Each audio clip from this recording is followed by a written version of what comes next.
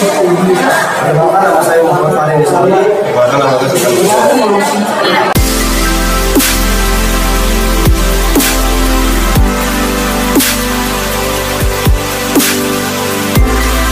Bumi sebagai ruang kehidupan, proses terbentuknya tata surya.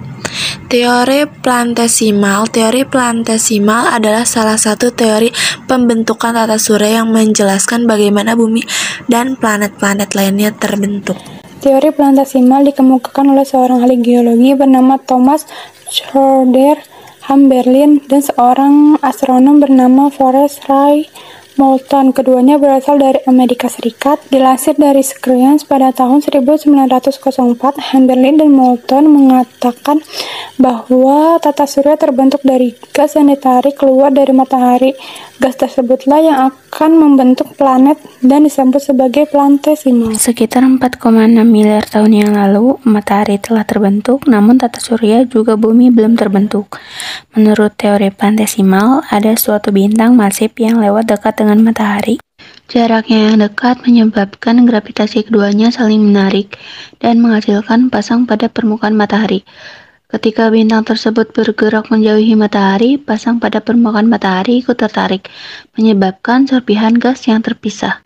Namun gas yang terpisah tersebut tetap berada di sekitar matahari karena gravitasi matahari yang sangat besar. Dilansir dari Universe Today, serpihan gas tersebut kemudian bersatu dengan debu, batu, dan material lainnya menjadi lebih besar dan membentuk plantesimal.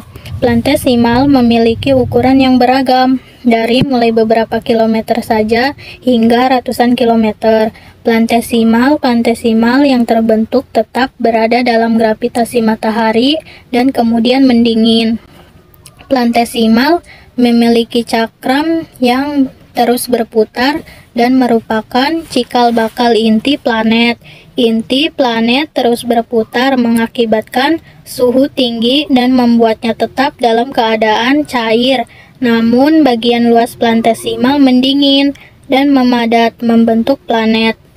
Plantesimal melahirkan bumi dan planet-planet lainnya di tata surya. Selain planet juga, plantesimal diperkirakan membentuk komet, asteroid, trojan, objek sabuk, Kuiper, dan semua objek ruang angkasa yang membentang tata surya kita. Teori plantesimal ini diterima selama beberapa puluh tahun, namun kemudian ditemukan kelemahannya. Yang membentuk matahari disatukan oleh gaya gravitasi yang sangat kuat. Namun ketika gas tersebut ditarik keluar, gaya gravitasi yang menyatukannya akan melemah.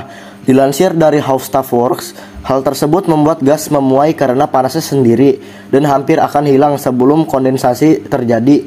Artinya, planetesimal tidak akan terbentuk karena gas perlahan akan menghilang setelah tertarik keluar dari matahari. Teori bintang kembar. Teori bintang kembar menyatakan bahwa matahari adalah bintang kembar yang mengelilingi medan gravitasi. Pencetus teori ini berpendapat bahwa tata surya terbentuk akibat ledakan dari bintang kembar tersebut. Sejarah teori bintang kembar.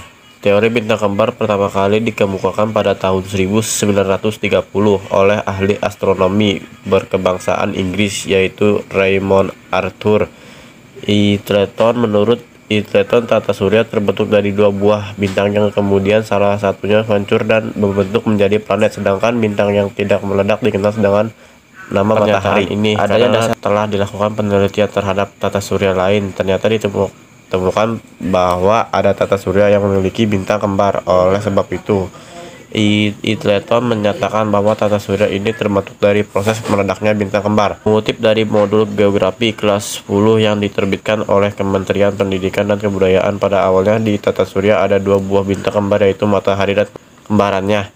Kembaran matahari tersebut kemudian meledak hingga menjadi serpihan-serpihan kecil dan debu. Kemudian debu tersebut membentuk menjadi planet dan serpihan batuan yang membentuk jalur asteroid.